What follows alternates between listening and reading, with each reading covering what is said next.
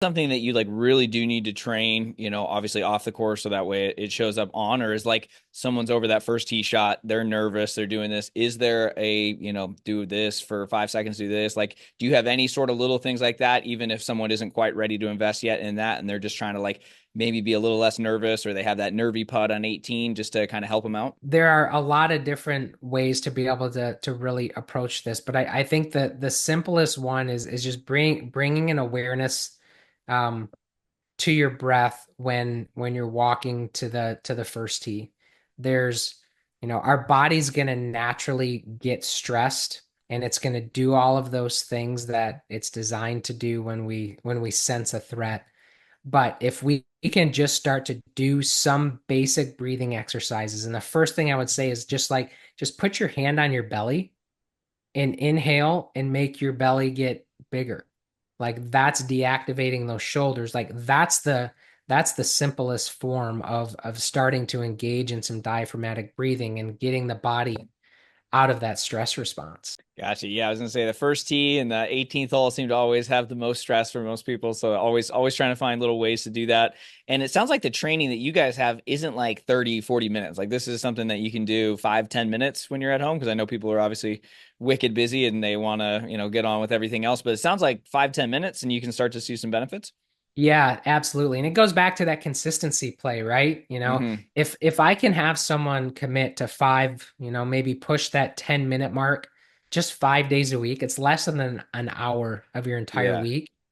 That is huge. And whether you're using the Intel belt or you're just download the Neuropeak Pro app and you use some of the simple pacers that are in there, like that's going to guide you down that road to be able to start to implement breathing. And whether that is walking to the first tee or walking into the classroom or the boardroom or the operating room, whatever you do outside of your golf life, there's places to apply breathing just about anywhere. I didn't realize there's a free part of the app too. Yeah, there is. Oh, Just okay. for downloading the app and creating an account, there's actually a foundational fundamentals of breathing series where myself and one of my colleagues is walks you through 3 steps to help improve your breathing. And for those who are curious, but want to see maybe what it looks like, Hmm. that's a great first step to take. Nice. I didn't realize that. That's super cool. Yeah, I feel like you said, it's something that is so simple but can provide not only results on the course, but like and just like tomorrow, like the rest of your life. Like this is a Yeah, huge skill that we just again, nobody gave us the manual, and it's so automatic, and I feel like it is a low-hanging fruit, and it feels like one of those things that can help with all areas of the game. Very few tips help with putting, chipping, driving. So yeah. this is exciting stuff, and you guys have worked with some amazing athletes. Actually, you guys kind of got on my radar. I think I saw an ad maybe last year, and then I remember seeing you guys on quarterbacks, right, with Kirk Cousins, and I was like, wait, I've heard of them. I think maybe Jordan Spieth or Bryson. I remember seeing some different guys talking about it or seeing some ads for you guys.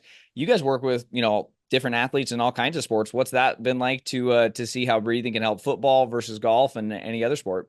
Yeah, it's super exciting. You mentioned the Netflix quarterback series with Kirk. He's been a client of Neuropeak Pro since his days at Michigan State.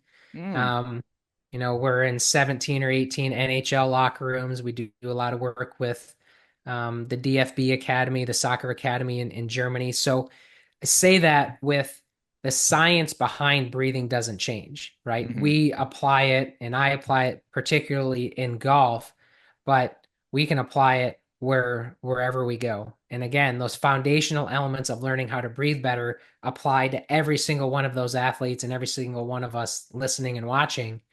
Um, where it becomes a little bit more nuanced is yes, how do we apply it on the golf course? How do we apply it at the rink or on the pitch?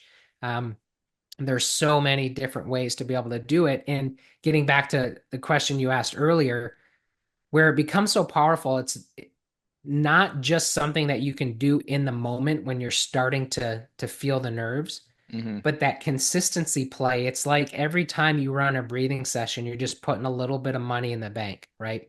Hmm. Life is getting busier and stressful by the day.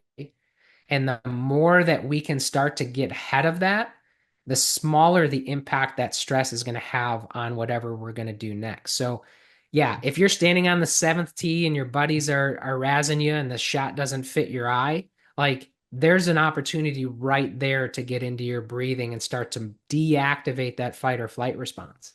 Mm. But because you've done your breathing and it's been a part of what you've been doing, when you do it, your body knows exactly what to do and it's able to tap into that resiliency quicker than if you're just like, oh, this is a nervy shot, or I'm standing over a 6 footer and it doesn't feel right. Like that's not the time to learn how to breathe. We we want you to do it beforehand. Yeah, that makes sense. I mean, I think we always just are looking for